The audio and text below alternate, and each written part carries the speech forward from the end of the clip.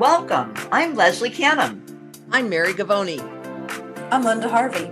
I'm Olivia Wan, and together we are the Compliance Divas. Welcome to the Compliance Divas podcast. This is Linda Harvey, and I have the pleasure of being your moderator for this episode. Today, the Divas have the pleasure of bringing you a topic we have not yet discussed. However, this topic has significant patient safety and provider safety implications, as well as regulated waste concerns. Before I reveal today's topic, I want to invite you all to subscribe to the Compliance Divas podcast through your favorite podcast channel or on our website, thecompliancedivas.com. And all the resources that we mentioned today will be in the show notes as well as on our website. And we invite you to submit any questions that you have to support at thecompliancedivas.com. We bring clarity and simplicity to compliance by navigating the regulatory world to keep you on course. Now to reveal today's mystery topic, it is controlled substances in dental settings. As a risk manager, this is an important topic to me because it's a patient safety issue for safe administration of narcotics. And it's also a healthcare provider concern because we're working on preventing diversion and making sure that we're tracking and logging all this medication carefully. And I don't know about the rest of the divas, I think we would all agree, but more offices now are offering sedation dentistry. So this topic has to come front and center. We are extremely pleased today to have Health First as a returning sponsor for this episode. And today our special guest will be, I'll introduce them in just a moment to go through this topic, but Health First helps providers be prepared to save lives. They are most known for their emergency medical drugs and their on-track portal and tracking system to help offices stay compliant and up to date, as well as many other services that they offer that we'll be focusing on. We have Brian Foss with us, who is the product manager. He is over the environmental products as they relate to the regulated waste stream. So welcome, Brian. Well, thank you very much. Glad to be here. We're super excited to get rolling in this topic. So I'll kick it off with Mary. And Mary, I know you have some questions you want to ask Brian about the different classification of pharmaceutical materials, just so we can help our listeners understand what exactly are we talking about when we say controlled substances. Absolutely, Brian. Thank you again for being here. I find with my clients as well as the other divas that there is a lot of confusion and they don't really think about what is the appropriate way to dispose of their controlled substances, which we're going to get to. But first of all, let's take a look at can you explain to us what are the different classifications of pharmaceuticals that we may have in a dental office, and what do we need to know about each of these? Sure, no problem. So there's three different classifications of pharmaceutical waste that's really important to understand the differentiation. First, we have non-controls. Non-control is going to be your routine pharmaceutical that you have in your offices. Then we have controlled pharmaceutical and controlled substances. It's really important to understand when you have controlled substances, when you actually order the controlled substances, and also how do you use it or how do you dispose of those. The third classification is hazardous pharmaceutical. It's really important to understand when you have hazardous waste. These are pharmaceutical that have toxicity and also is really harmful for the environment, and also could also be if it's put into the wrong hands could also be very detrimental. So that's a different classification, but we will concentrate mostly on the non-controls and the controlled substances in this conversation. Again, on the controls, and we'll talk mostly on controlled substances. Why is it most important? Is because those are the ones that are tracked by the DEA when you are purchasing those medications. And they also want to track how you use those. Are they used on a patient, or are they disposed because they were expired and unused? And how did you dispose of those? And is there tracking behind that disposal? Great information, Brian. Mary, you would like to add? Yeah, I just wanted to ask for a little clarification from Brian. When you talk about the non-controlled, items that would be in offices. Can you give us a couple of examples? Ooh, we do have antibiotics. It's the antibiotics. It's the dental anesthetics, the carpils. That's a really important one. It is non-controlled, and there's a lot of conversations around dental carpils because what do you do with them? If they're unused, yes, it's a pharmaceutical waste. If they are actually partially used, what do you do with the rest of that? And this is where we talk about the state of the dental carpule. There's a couple issues here. OSHA is concerned about that dental carpule if there's actually bloodborne pathogens in that dental carpule. So if you actually see any type of bloodborne pathogens that's in the carpule because of the use, and that you aspirate after you use, when you administer that medication, that should be put into the sharps container because it is a bloodborne pathogen risk.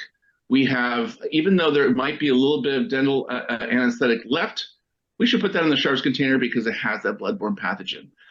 But let's just talk about the state of the carpule that does not have bloodborne pathogen and it still has anesthetic waste. That actually should go into a pharmaceutical recovery program. So it can be recovered and disposed of correctly.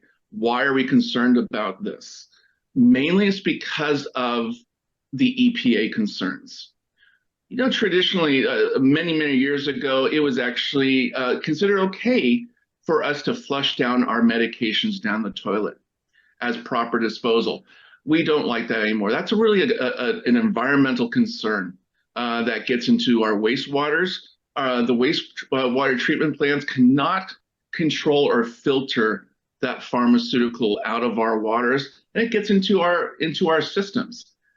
Now, when you put carpules into a sharps container, what's the most common way of disposal of sharps? Well, they go into a very large autoclave to steam autoclave that medical waste. That autoclave creates wastewater. Well, if that dental carpule's in the sharps container and it gets mixed in with the sharps and this wastewater, it goes straight down the drain. It's no different than if you actually just dispose of it down the drain or down the toilet. So EPA is very adamant about the ability to take a dental carpule that still has some anesthetic left and put it into a pharma recovery. So it's properly processed and disposed of. Let's talk about how pharmaceutical waste is disposed of. So both DEA and also the EPA are the two main regulatory agencies that are really interested in what you're doing with your pharmaceutical waste. Both of them recommend incineration as the proper disposal and destruction of pharmaceutical waste. This is why we need to have all non-controlled and controlled pharmaceuticals properly processed and disposed via incineration. Thank you, Brian. That's a great distinction between the types of controlled and non-controlled substances, and we'll delve into more of that as we go through. But I'd like Olivia to get with you and just kind of re-clarify about some of the materials and containers and different things that your options that you have for helping offices not to put them down the drain. Brian, I think you touched on a lot of good points that I wanted to ask you some questions about. And I loved how you clarified about the carpules, because we see this being mishandled frequently, and we love having Health First as a resource. You indicated earlier, who has a stake in this? You mentioned OSHA as well as EPA. They're both regulatory. But if you would highlight again about your pharmaceutical recovery services and how dental practices cannot just dispose of these substances down the toilet or in the trash. Can you mention that again so our listeners can have a good idea what they can utilize from Health First? Sure. So we have a fantastic program that we call Pharmaceutical Recovery Services. And this is a mail-back program we offer 3 different boxes, a 1-gallon, a 5-gallon, and a 10-gallon box. The important thing about this mail-back program is that you're actually working with a reverse distributor. We have a partner reverse distributor called RP Returns, Reliable Pharmaceutical Returns. They are a DEA registered reverse distributor. This is not only important for non-controls, but even non-controls. It's really important to use a reverse distributor because if you don't have a full understanding of the classifications of you have non-controls or controls, the reverse distributor will actually help out, and they will guide you through the recovery program. And what's really important here is that when you're working with pharmaceutical waste, and specifically non-controlled pharmaceuticals, you have to use specific DEA forms. There's a form called Form 41 that you use for any type of controlled substances. If you actually have what we call a Schedule 2 controlled substances, you also use what they call a Form 222 form.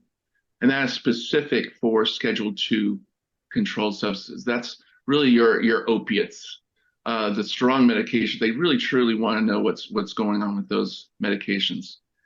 The reverse distributor at RP Returns, we actually have access to their portal. They're going to help you digitally produce those forms. And so they're going to help by you take your medications, and through the NDC codes, you actually type in the NDC codes into the online portal through RP Returns, and they actually help you manifest all those wastes.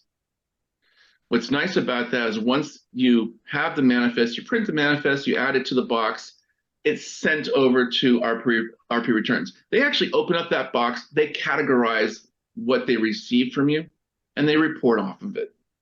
If it's DEA controlled substances, they will process that paperwork for you. This is really, really important because, as I said, you have to register yourself with the DEA. You have to have a DEA license when you purchase controlled substances. You also have to use your DEA license when you dispose of those controls, because the DEA wants to know what you did with them. It's a full cradle to grave program. They want to make sure that if it's not used on a patient, that we're properly recovering those medications and destroying them for not only environmental, but also diversion control.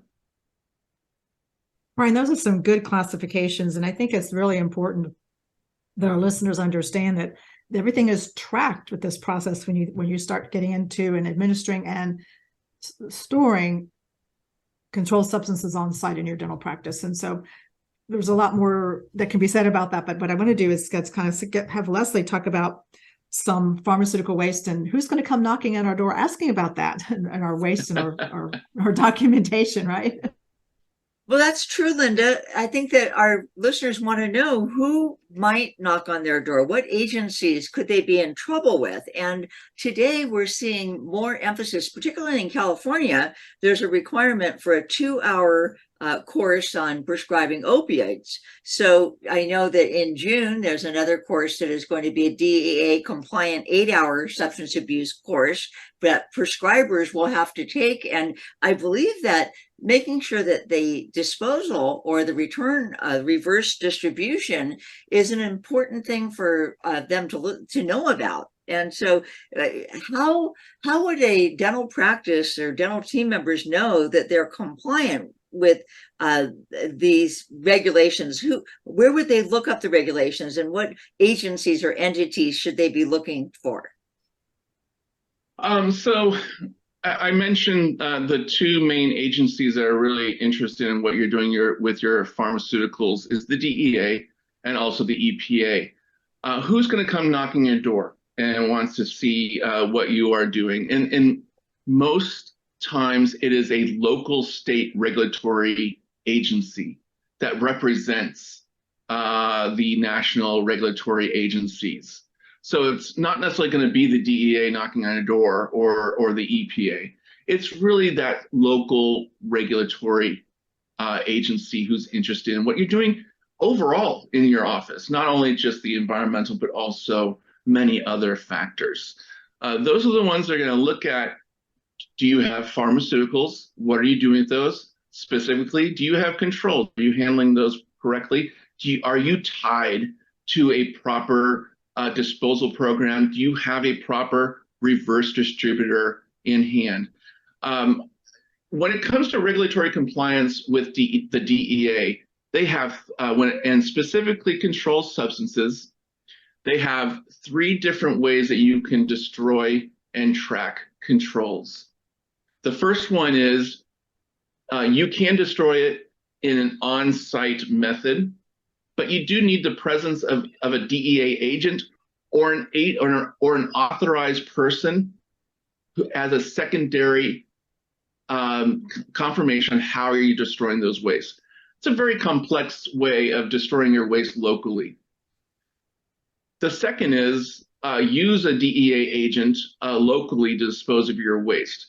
That's also a very kind of a cumbersome, difficult way of doing it. You're going to find a police station or a DEA agent and actually take your waste streams to that location. The third one is really the most appropriate, and that is deliver it to a reverse distributor by common carrier. What is a common carrier?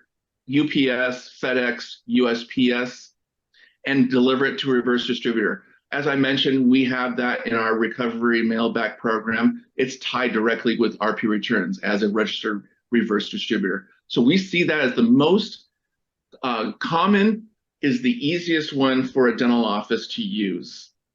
Let's go back to the regulatory agency who's going to knock on your door. They want to see, do you have that process in place? We have had customers come to us frantic because they did not have a process in place. They had controlled substances in hand. They could not confirm with an agent, a local state agency, how are they doing it? How are they disposing of it?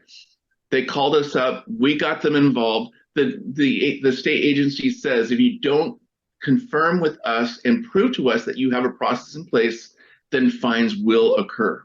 And we have heard probably the latest one I had was going to be fined about $40,000 for each occasion. So it's not trivial. This is really important. Now, of course, every state is different. You mentioned California. California is definitely up there in terms of regulatory compliance, and they're very interested in what you're doing with it. Not only DEA, but California also gets really involved with the EPA and what you're doing with your waste streams. Let's talk about the EPA. What are they concerned about? I talked about, EPA is always going to say, what are you going to do with the environment? How do you protect the environment?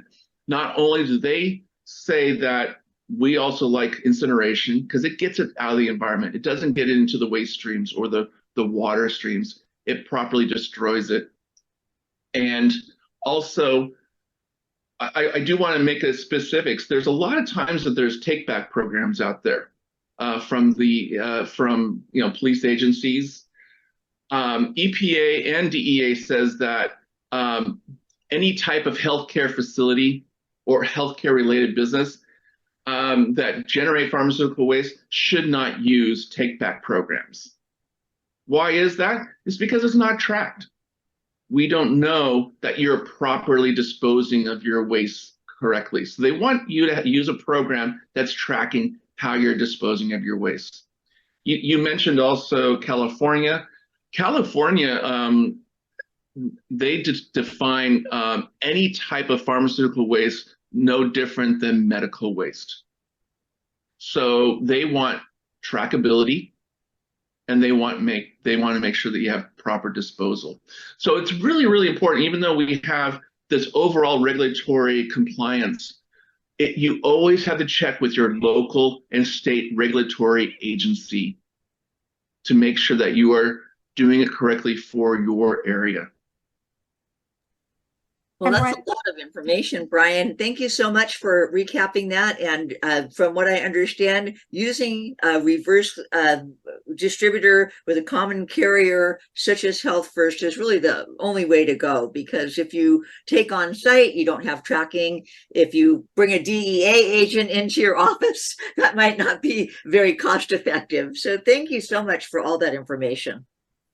No problem. And My I pleasure. agree, Leslie. I think, thank you. Sorry, Brian. I think that that's important to have that provider behind you that's going to help you with the tracking and the disposal. So that's why Health First makes so much sense, because earlier, Brian, you mentioned from cradle to grave.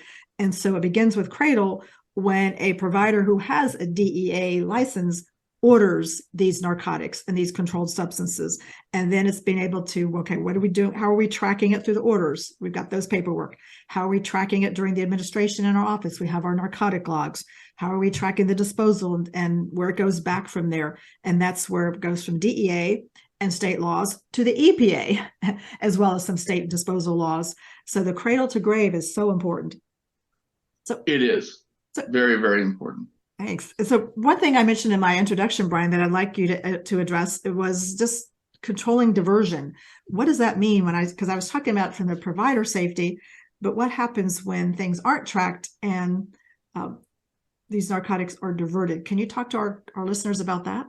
Sure. I talk a lot about diversion control. And what does that mean? That means that we are making sure that our pharmaceuticals, while we're using it, are safely stored, so someone can't walk away with them.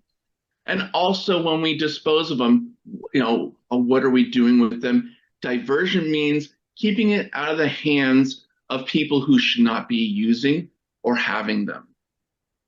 And so it's really important. We talk about best practices being any type of pharmaceutical waste you have in your office. We recommend that you dispose of those, you get them out of your office on a quarterly basis. It's no good to have pharmaceuticals that aren't being used sitting around in your office where they could get in the hands of the wrong people. And that's what we talk about diversion control, making sure that it does not get in the hands of the wrong people.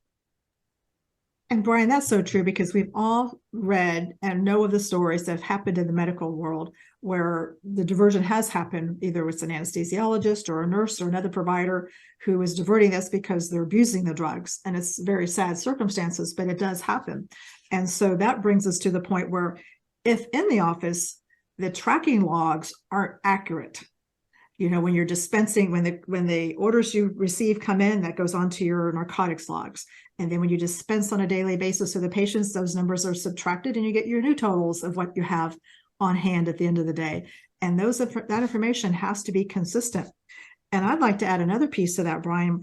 And when you're talking about controlled substances, I think it's very important that our listeners first identify what substances they're using in their practice that are controlled and non-controlled, especially if there's sedation happening in that practice and your doctor or doctors have a sedation permit. What are the logs? What are the forms that you need to have? And then when you identify those substances and what schedule they are, the schedule is the category that the EPA has put them into, as far as, like you said, when you mentioned opioids. So fentanyl is one of those that's in a class 2 narcotic. And as such, it has to be on a separate log from everything else that's dispensed in the practice. So there's little nuances that are very important. And I just want to chime in one more thing here, Brian, and that is when it comes to these documenting and tracking these drugs, propofol is also a sedative that's used frequently. We know many GI providers do that before the GI procedures, and it's common in dental settings.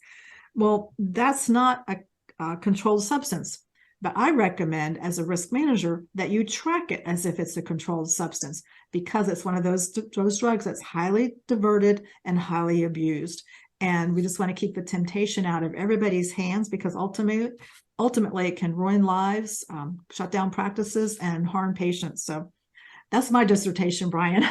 I totally agree. And I also wanted to mention, because we all talk about controls, I do believe that a practice should really perform safe disposal programs, not only for controls, but also non-controls.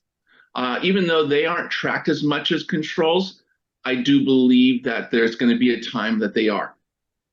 So if you can practice using that reverse distributor program for all your pharmaceutical waste, you're really going to be covered for everything that comes down the future.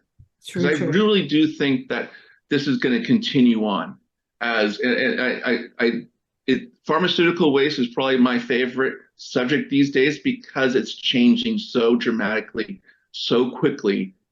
It's just really to me it's very exciting because it's an important subject to talk about. It is. And when you consider the fact that it's changing, and our doctors who have a DEA license now have to follow the MATE law, the Medication Access and Training Expansion. So we know that went into effect earlier this year. So as we begin to close our podcast, let's do a quick round robin if there's any stories or quick last minute questions that we have for Brian. Well, yeah, Linda, I've had dental practices actually have a local EPA come to their office and cite them for not disposing of their sharps in a timely manner. And during COVID, we were so many times not seeing patients on a regular basis. And so the sharps containers didn't get filled up as much, and a dental practice got dinged for not disposing in a timely basis. I like that Brian said disposing quarterly at least would be good. I also know of another practice where they were actually pouring out some of the controlled substances that they used for IV sedation meds just in the back of their office, and not reverse distributing it, the leftovers. And that frightened me that could be something that they could get in big trouble for as well. Yeah, the whole disposal on site or destruction on site process, even though there is ways on doing it, and if you have multiple people there that we consider authorized as watching the process, it's still not a fantastic process because you can't prove any type of on-site destruction process for any type of waste treatment. You cannot prove how you did it and that you did it correctly. So we always practice and we always recommend using a third-party program with reporting. And Brian's going to have a great chart for us that we're going to put into the show notes as well and on our website. Mary, what are your last thoughts for Brian as we wrap up? Well, not exactly a thought for Brian, but just a statement that we didn't touch on drug inventory. That, of course, practices must keep if they have Schedule II drugs. And just a reminder to our listeners that not only can the DEA audit you, but your state dental board could audit you as well to make sure that you have an inventory of those medications on site. Yes, and they're required to do an initial inventory, which we didn't speak about. And I know your statement, Mary, has special requirements for another inventory at periodic times too. So it's very important to be in tune to that, because that is different than the dental board regulations, because it comes under the pharmaceutical laws in each state. Thank you. Thank you. Olivia? I just want to thank you, Brian, for helping us to understand this information and putting it in such a concise manner. And we really look forward to incorporating this to our client practices and having you as a resource. Well, my pleasure. This was very enjoyable. I'm glad that we were able to talk about this subject. Well, thank you very much again for being with us, Brian. And I would like to leave our listeners with a thought that when it comes to disposal, whether it's narcotic, non-narcotic, it's pharmaceutical waste, it cannot go down the drain. You cannot express it in the drain. You cannot express it into the trash on a piece of gauze. It cannot go into your sharps container unless perhaps it's a totally empty vial. So pay attention to how everything is going back into the environment, because I think many of us are environmentally conscious, and this is one way we can help with the environment, in addition to being compliant and safe in your practice. So thank you for joining the Compliance Divas episode this week. We bring clarity and simplicity to compliance by navigating the regulatory world to keep you on course. We invite you to subscribe to the Compliance Divas podcast through your favorite podcast channel or on our website, thecompliancedivas.com. All the resources that we mentioned today will be in the show notes, as well as on our website, thecompliancedivas.com. And we always invite you to submit any questions that you have to support@thecompliancedivas.com. and we look forward to seeing you at the next episode.